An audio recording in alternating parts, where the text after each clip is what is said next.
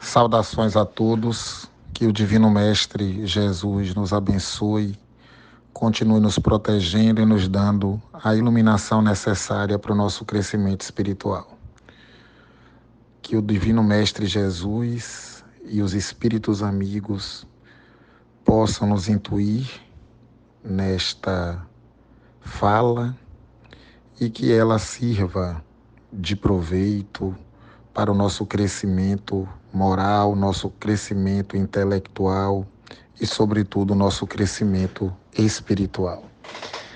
Hoje nós vamos conversar a respeito da piedade filial. Honra a teu pai e a tua mãe, que é uma mensagem evangélica de uma grandeza fundamental.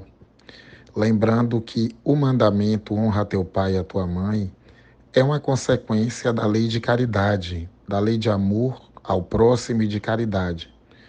Porque nós não podemos amar ao próximo se não conquistarmos esse amor primeiramente no maior laboratório de experiências evolutivas, que é a família.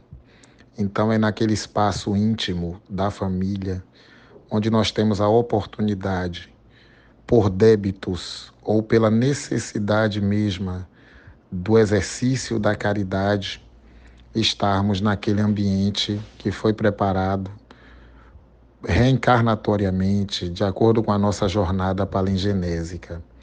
É o exercício do amor que se expressa no respeito, na estima, na obediência, na tolerância, o que implica a obrigação de cumprir para com os nossos familiares, sobretudo aqueles que estão mais próximos, esse grande dever. Que se estendem, esses deveres se estendem aos pais, não apenas os pais biológicos, mas efetivamente aqueles que cuidam. E honrar ao pai, à mãe ou aos cuidadores não é somente respeitá-los, mas também assisti-los nas suas necessidades, que não são apenas as necessidades materiais, mas também as necessidades afetivas. Então, nós não estamos aqui falando apenas da caridade material, mas da caridade, também da caridade moral. O que nós percebemos são muitos pais sendo, infelizmente, abandonados. Hoje nós falamos muito do abandono afetivo, muitos filhos que acabam achando até que estão garantindo o sustento material, mas não dão a sustentação afetiva necessária, esse apoio moral, o apoio espiritual super necessário no ambiente familiar. Claro, como o próprio Evangelho nos adverte, a literatura espírita também, de que tem pais que deixam de cumprir, que descuidam dos seus deveres. Mas isso, de forma alguma, deve justificar qualquer abandono. E é exatamente, nós não podemos pagar o mal com o mal. É preciso lidar com o exercício do amor o tempo todo. Então, independentemente do que tenha sido feito, do abandono até que os pais possam ter realizado, mas é preciso continuar honrando a teu pai e a tua mãe. Nós temos uma vida aqui no planeta, estamos passando uma temporada e não é à toa. Nós precisamos verdadeiramente exercitar esse diálogo fraterno, exercitar a caridade, aparar as nossas arestas e lembrar que essa é uma grande chance que estamos tendo, uma grande chance reencarnatória. O advento de Jesus, o Consolador prometido por ele, que é o Espiritismo, nos dá a chance de repensarmos, lembrarmos inclusive das palavras de Jesus ao dizer: meu reino não é deste mundo, é nele e não sobre a terra que recebereis a recompensa das vossas boas obras. Com essas palavras, a terra da promissão material se transforma numa pátria celeste. Da mesma maneira, quando lhes recorda a necessidade de observação do mandamento, honra teu pai e a tua mãe, já não é mais a terra que lhe promete, mas o céu. E aí nós precisamos entender essa linguagem evangélica numa outra perspectiva, não apenas da letra, né? Da letra que muitas vezes mata, mas do espírito que vivifica. entendermos o sentido da mensagem evangélica, entendermos a proposta do Espiritismo, que é uma proposta de libertação das nossas consciências. Então, repito que o exercício maior que nós temos, a possibilidade de praticarmos o bem, começa em casa. O afetivo é o efetivo na vida. Falar de você é falar de família. Família marca pelo positivo ou pelo negativo. Então, não é à toa que muitas vezes nós percebemos que as pessoas elas se dão melhor com pessoas de fora do que de dentro de casa mesmo. Mas ali existe toda uma trama reencarnatória, toda uma proposta de crescimento espiritual.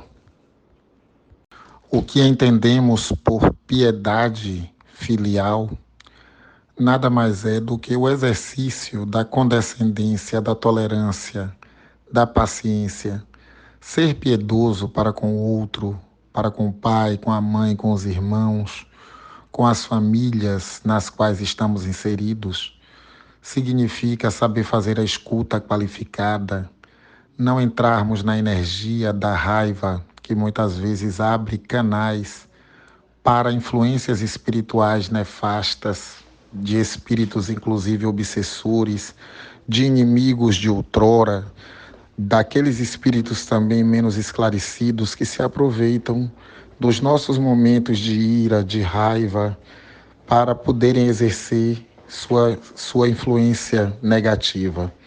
Influem os espíritos em nossos pensamentos e em nossos atos, influem a tal ponto que de ordinário são eles que vos dirigem, influem de maneira cotidiana. E eu, como psicólogo, percebo muitas vezes quantos desajustes familiares ocorrem por conta de uma falta de diálogo, de uma escuta que também é caridade. Poder se abrir para as necessidades do outro, e mais uma vez eu reitero, que não são apenas as necessidades materiais. Normalmente, quando falamos em caridade, quando falamos em respeito aos pais, sejam eles idosos ou não, é como se fosse simplesmente prover das coisas materiais, dos presentes, como a gente observa em Dia dos Pais, Dia das Mães. Mas é muito mais do que isso. Isso tem que acontecer no nosso cotidiano.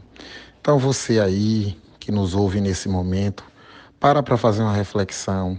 Se sua casa está sendo verdadeiramente uma casa apenas do ponto de vista material, uma edificação material, ou se está sendo um lar que é marcado pela questão afetiva, pela questão do respeito, do amor, da tolerância, da paciência, da reciprocidade, que tem que acontecer todos os dias.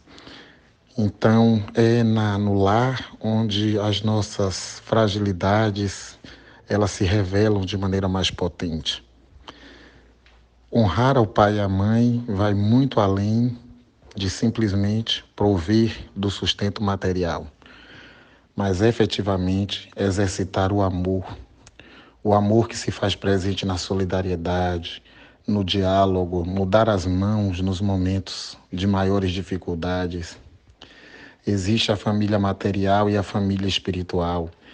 A família material formada pelos vínculos biológicos, mas a grande família espiritual marcada pelos laços afetivos que nos conduzem à evolução.